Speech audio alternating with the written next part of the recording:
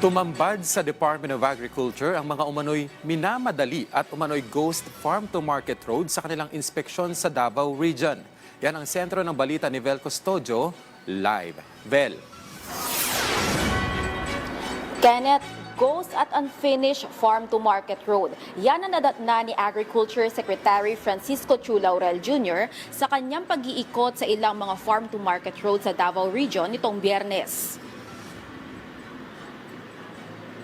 Mahalaga ang farm-to-market roads dahil mas mabilis ang paghahatid ng mga produktong agrikultura sa merkado. Nakatutulong din ito upang tumaas ang kita ng mga magsasaka dahil pinapababa nito ang production cost.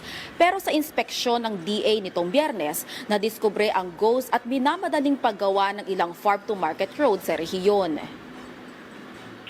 Actually, talagang dalawa yung napunan ni Secretary. Una, may nakita talaga siya na according doon sa mga 2021 hanggang 2023 na report na meron talagang mga projects na reportedly completed pero hindi niya nakita.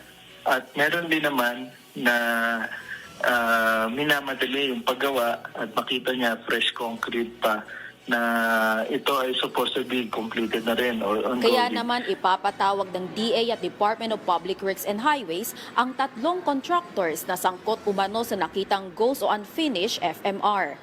Magkatuwang naman ang Inspectorate and Enforcement Office at Technical Office ng DA para mapabilis ang extensive auditing. Ayon kay DA spokesperson Assistant Secretary Arnel de Mesa, ang DPWH at Independent Commission for Infrastructure ICI na ang kikilos para sa karampatang aksyon sa sinumang sangkot sa ghost at unfinished FMR. Nauna nang nakipagkasundo o napagkasunduan sa Senado na ililipat na sa DA ang responsibilidad para sa pagpapagawa ng mga FMR simula sa susunod na taon upang matutukan ng ahensya ang progreso at tamang pagpuponto sa farm-to-market roads na may halagang 12 to 15 million pesos kada kilometro. Kenneth, sa ngayon, nasa 70,000 farm-to-market roads na ang completed o natapos na mula sa mahigit 130,000 farm-to-market roads. Patuloy naman ang field validation at auditing ng DPWH at DA sa mga farm-to-market roads. Balik sa iyo, Kenneth. Maraming salamat, Vel Custodio.